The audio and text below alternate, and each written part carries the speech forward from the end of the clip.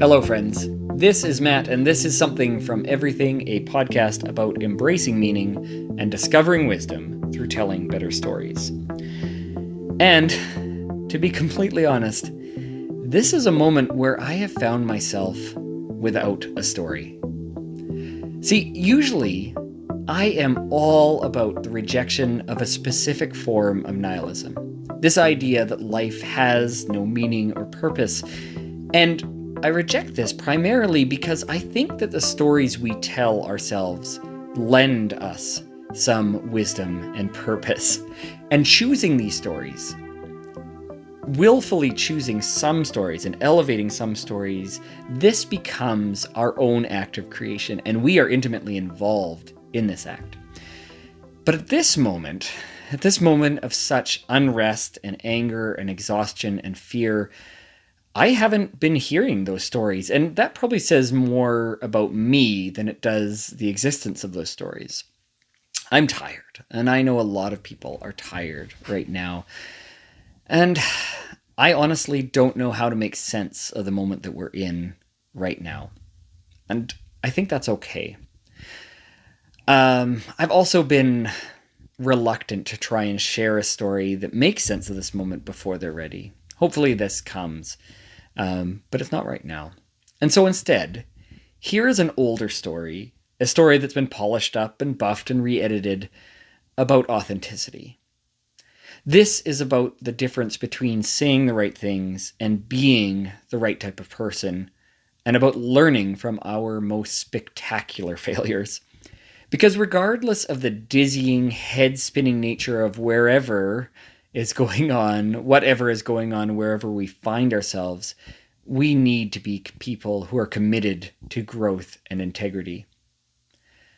I hope that you are well in this moment, and I hope that you enjoy this one. This one is called The Enlightenment of Failure.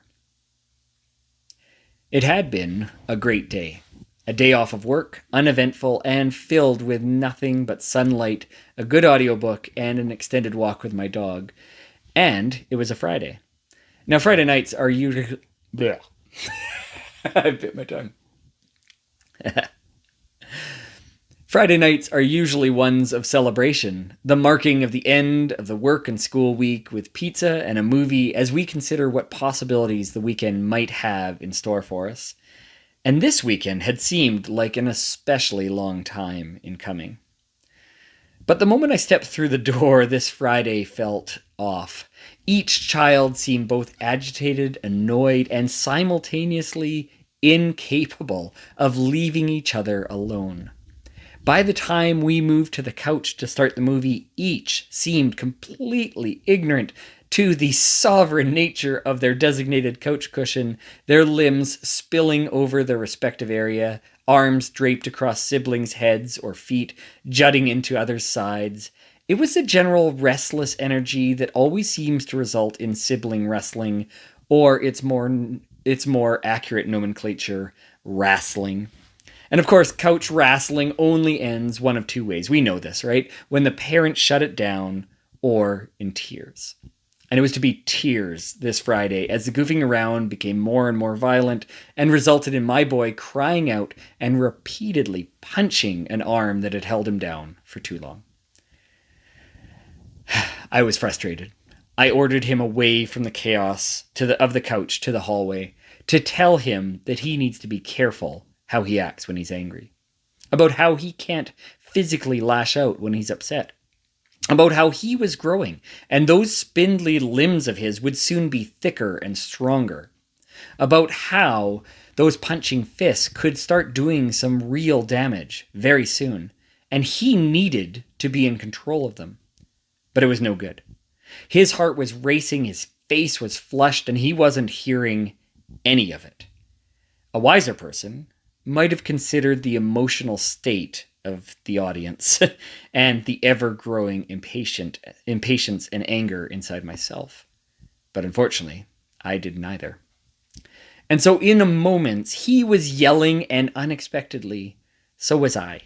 30 years between us, but both of us shouting at the top of our lungs at each other in the narrow hallway, inches apart.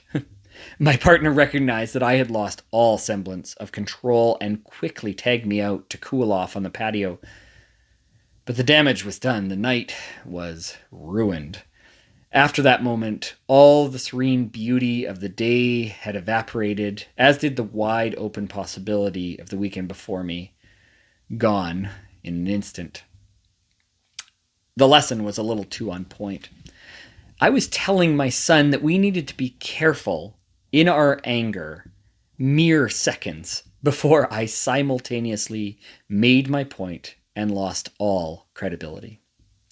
It was a big failure, one that betrayed who I wanted to be and revealed something deep inside myself. You see, I'm always embarrassed for those who can't hold their emotions together in public. The couple that doesn't mind if the neighbors hear them yelling at each other on the patio. The hothead in the car behind you who lays on the horn and flips you the bird for driving the speed limit or slowing down for a yellow light. The restaurant patron who needs to berate the waitstaff for the food taking so long at lunch hour. These have always looked to me like weakness. It's not strength that caused me to raise my voice and engage in a yelling match with my son. It was weakness. The need to be powerful, heard, and seemingly in control. It's strange, though. You puff yourself up and yell to feel bigger, but the moment after, you know that you are smaller than you were before. And the most bewildering thing for me is that the outburst that just before it, I thought I was about to engage in some next level judo move parenting. I was going to remain calm and collected in the face of chaos. I was going to take advantage of this incredible teaching moment. I thought I was further along than I was. See, I've been a student of compassionate parenting and self-regulation for a long time. We are always talking with our friends about how to be better parents. I felt like I had been listening to the right people and reading the right things for years. But if I was ever beginning to believe the lie, the delusion that I had reached some sort of plateau, some new level of enlightenment and wisdom, my outburst on Friday cured me of that pretty quickly. Because all the big ideas in the world don't have the least bit of value if you can't take them home with you, right? The only thing worse than the person who flips you the bird as they pass you is seeing their bumper sticker promoting tolerance or unity. The only thing worse than the person laying into their waitstaff is that assailant being a spiritual guru or church elder. I've always noted the pastor who leads a group of hundreds at church and whose immediate family resents him at home. The therapist who can engage with anyone as long as they aren't family. They say that we often show the greatest disdain for others when they exhibit our own weaknesses. And my conversation, when it devolved into a yelling match with my kid, it revealed both what little control I actually have and the fraudulence of my enlightenment. But enlightenment is a strange term. We think of it usually, I think, in terms of waking up, becoming woke, reaching that next spiritual or conscious level. But taken literally, it simply means to cast a light on something, to reveal the truth of a matter, to see what clearly is. Having a yelling match with your child does not sound like enlightenment, but it absolutely is. If we have the desire to grow and learn, to wake up or become enlightened, then we had best prepare for the very distinct possibility that we will not like what it illuminates in ourselves. Truly knowing yourself includes knowing the good, the bad, and the ugly, because it's all in there. We can ignore those dark and angry and embarrassing places inside of us, but that's not real enlightenment. That's just posturing and repressing. Nobody wants that, and moreover, nobody needs it. Posturing and repression may look good on the outside, but it won't bring us any peace. And that's the goal, right?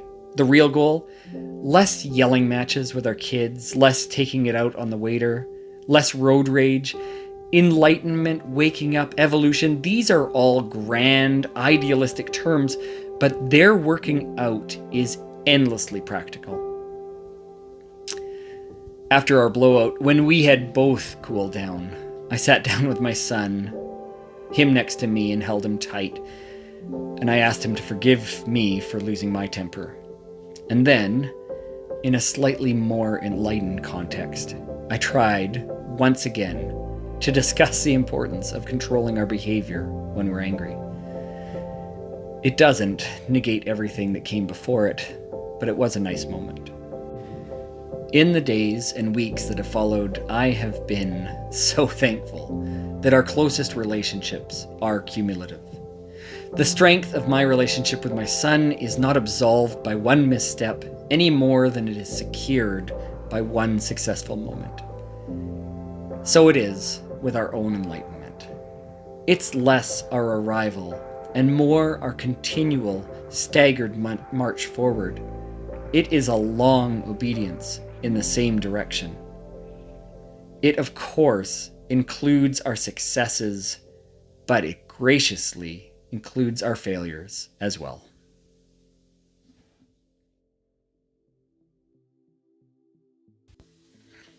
Well, friends, that is it for this episode of the Something from Everything podcast. That was the Enlightenment of Failure.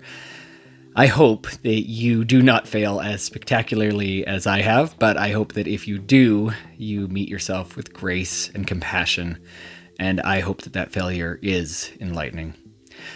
I hope that you are well. If you want to, you can always follow the Something from Everything podcast on Facebook, on Instagram. If you're watching this on YouTube, please subscribe, hit that bell icon. It really helps out the channel a lot.